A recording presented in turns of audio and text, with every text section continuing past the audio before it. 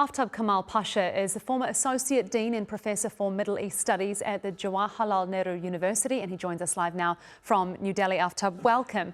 So we're just hearing there from our correspondent, Younis, that time and again we see these hospitals struck by Israel, journalists killed by Israel, and of course these acts are decried, but it keeps happening. So what power does the UN Security Council have to act here, and is that what it's going to take to make this stop? Thank you for having me.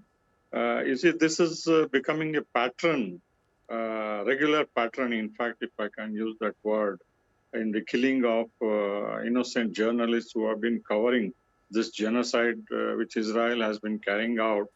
And Prime Minister Benjamin Netanyahu, who has been declared war criminal by the International Court of Justice, wants to cover up his genocide and the annihilation of the Palestinian people. You know, first of all, Israel has banned Al Jazeera and many other channels. Foreign correspondents cannot go to Gaza.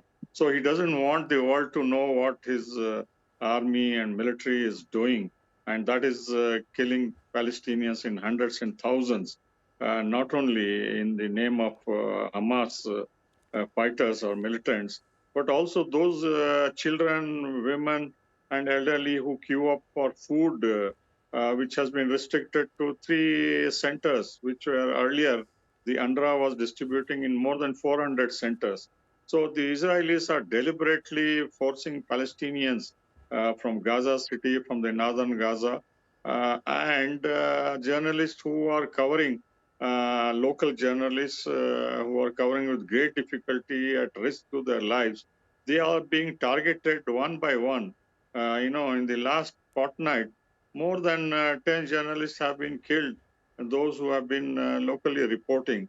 And this is becoming a pattern for which not only the United States, which is the main backer of Israel, but also the West is maintaining stunning silence in the face of continuing not only genocide, but also those who want to cover honestly what is the ground reality in Gaza.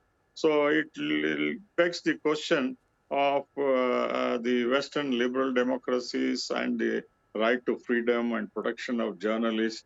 You know, in fact, the UN Security Council tried to pin down the blame on Israel.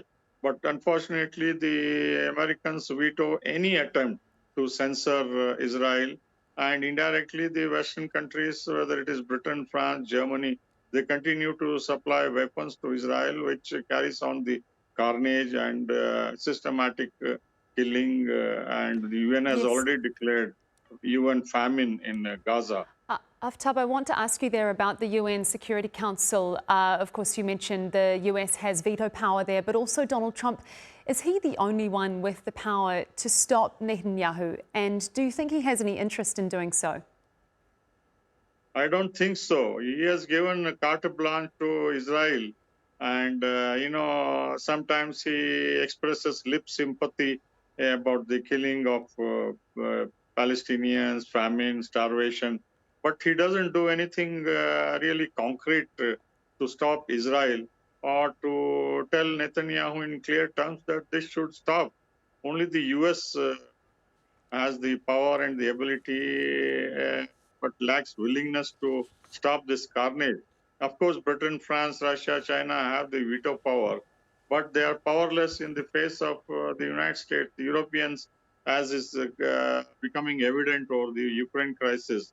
They have become subservient to the United States, and Russia and China alone cannot take any initiative. So in that way, the United Nations Security Council has become toothless. That's why the matter goes to the UN General Assembly for repeated condemnation of the Israeli state and the calling for recognition of Palestine by majority of the state. If there is 2/3 majority in the UN General Assembly, the Korean War resolution, Uniting for Peace resolution, will be invoked in future if more states recognize and if they get 2/3 majority, so that Israel can be reined in.